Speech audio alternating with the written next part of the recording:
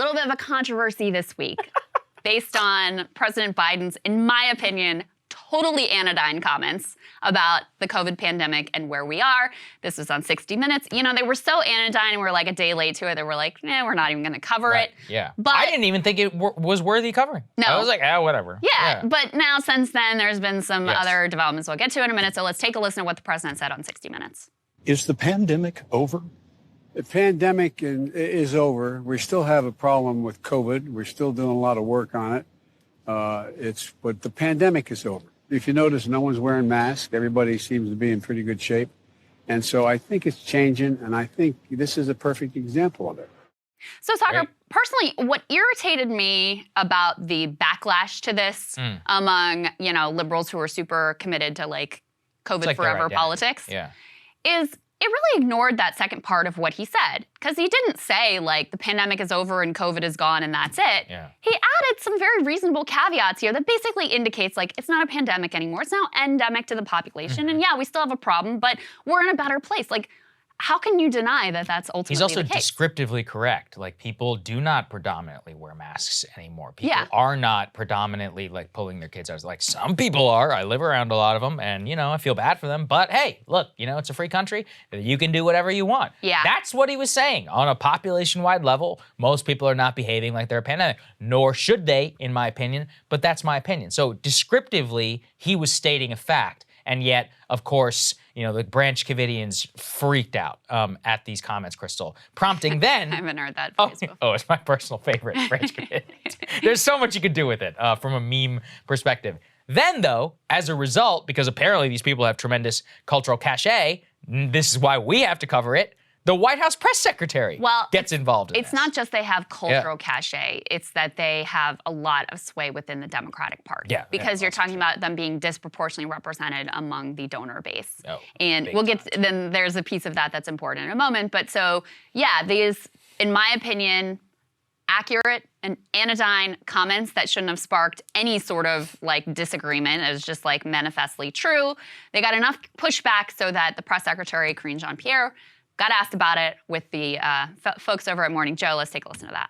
Also in the 60 Minutes interview said that the pandemic is over. There's been quite a bit of pushback to that statement by the president. Where is he today on that? So just to step back for a second, what we saw during that interview, 60-minute interview, when he made those comments, he was walking through the Detroit car show, the halls of the Detroit car show, and he was looking around. We have to remember the last time that they had held that event was 3 years ago. Even as we're talking about UNGA, the president's going to speak shortly, as I just mentioned, that hasn't been held in person for about 3 years as well. So we are in a different time. He's been very consistent about that. And the reason why is because we are now prepared. We are now ready. We know how to deal with this pandemic. It is now more manageable. It's not as disruptive as it's been in the prior years.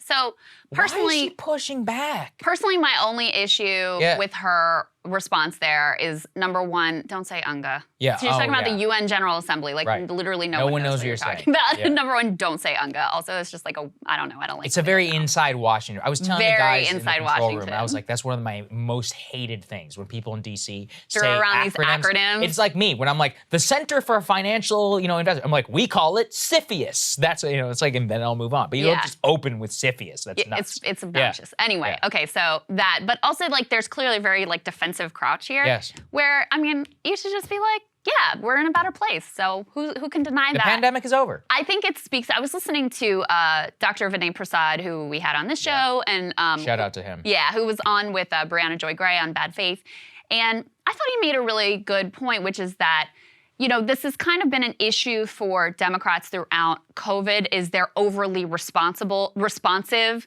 to this group within their own base, rather than trying to lead that group to a different, less fearful response. They instead sort of cater to them. And I think there's a little bit of that in the messaging here where it's don't be defensive. What he said was fine. Just own it and be good with it. I completely agree. Why is the White House contradicting him and be like, no, actually what he meant was, but no, he meant the pandemic was over. This is just, again, it gets to the Taiwan thing. It's the president is the president. He was elected, not you. Yeah. Why are you pushing back? You tell these MSNBC commentators, just be yeah, that's what he said. That's exactly what he said. And you know what? He was right. Like, why don't you just, your job is to defend You what could he be like, says. you're not wearing a mask right now, are Yeah, you? you're not wearing a mask. Mike Barnacle. Mike Barnacle. Yeah, Mike actually, Barnacle's old as hell, by the way. I didn't see her really as contradicting him. Yeah. She just didn't state it as succinctly because he also, part of why it feels like a contradiction from her, like she's undermining him, is because everybody who seized on these comments didn't include the other portion where he's like, we still have a problem with COVID. We're still doing a lot of work on it, but the pandemic is over. If you notice, no one's wearing masks. So they didn't include that other piece of him being like, obviously, guys, it's still here.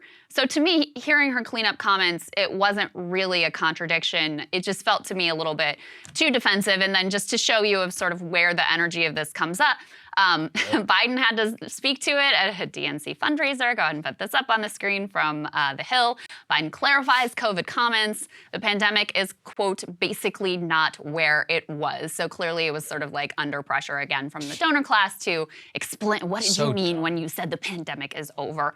Again, I don't really see that being a contradiction from what he said earlier because he had the caveats in there, but to me it was noteworthy that, you know, the donor class, clearly he had to sort of, you know, make amends to them and tell them what he meant. You know, it doesn't help that the Keebler elf, let's put this up there on the screen, you know, Dr. Anthony Fauci says, quote, we are not where we need to be if we are going to, quote, live with the virus. Like, what does that mean? Because people are all living with it right now. So I genuinely don't know. What are you saying? Like, where are you coming from? What fake numbers are you making up at this point? You know, he says even now more than 67% of our population is only vaccinated. Only one half of those have a single boost. So it's like, what are you saying? If the entire population was 100% boosted, then we could move on. Because A, that's not going to happen. B, is there any evidence to support that that's actually true? And it would actually, quote unquote, stop COVID. Because we don't have a hell of a lot right now. That's why it's just so insane. I just want to say, obviously there are still, you know, people that are dying every day from COVID. They're overwhelmingly people who are either, you know, really elderly or a lot of them didn't decide to get vaccinated. And we can't lock down the whole population forever and be on this footing forever when, you know, these are individuals that, I'm not trying to like shame them or be mean to them or whatever, but they made their own personal choices about this and they decided to take on that risk. So anyway, this whole thing has been kind of frustrating to me because the thing that really irritated me about it was the freak out to start with when I thought ultimately his comments were